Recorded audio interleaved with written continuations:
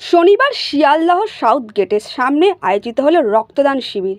2021-এ নির্বাচন পরবর্তী হিংসার প্রথম শহীদ অভিজিৎ সরকারের স্মৃতির উদ্দেশ্যে স্বেচ্ছায় রক্তদান শিবির ও বিনামূল্যে চক্ষু পরীক্ষা শিবিরের আয়োজন করা হয়। অনুষ্ঠানে আহ্বায়ক প্রেম ঠাকুর, গোপাল জসপাল, রহিত।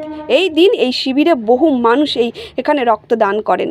তবে অনুষ্ঠানে উপস্থিত ছিলেন বিধায়িকা শবরী মুখার্জি, বিজেপি নেতা সায়ন্তন বসু, এছাড়াও উপস্থিত ছিলেন বিশিষ্ট মানুষজনেরা। তবে অনুষ্ঠানে বিশেষ ভূমিকায় দেখা যায় শহীদ অভিজিৎ সরকারের দাদা বিশ্বজিৎ সরকারকে।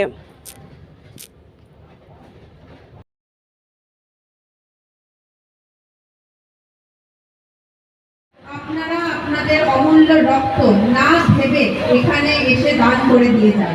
সেটা এখানে হচ্ছে চক্ষু পরীক্ষা, আপনার ফুল বডি চেকআপ, আপনার শারীরিক মহান ব্যক্তির স্মৃতিচরণে সরকারের স্মৃতিতে এখানকার এলাকাবাসী, বেলেঘাটা, এন্টালি থেকে উত্তর কলকাতার যে সমস্ত বিজেপি কর্মীরা রয়েছে তারা মিলে আজকে যে শহীদ স্মরণে তারা মনে রেখেছেন এবং ভারতীয় জনতা পার্টি যেভাবে তার শহীদকে এভাবে মনে রেখেছে সেটা সত্যি একটা আনন্দের বিষয়।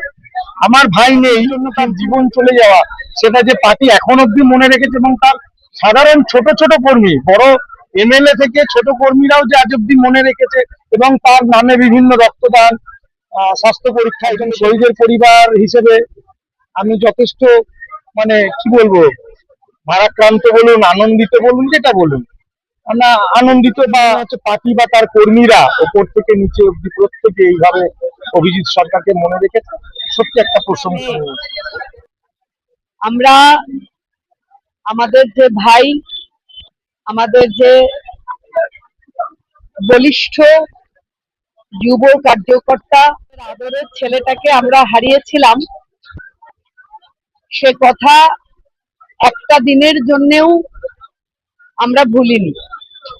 এবং অভিজিতের যা যা কাজ, সেই সমস্ত কাজ দাদা বিশ্বজিৎ প্রতিটা অপূর্ণ কাজ পূরণ করবার আপ্রাণ চেষ্টা করে।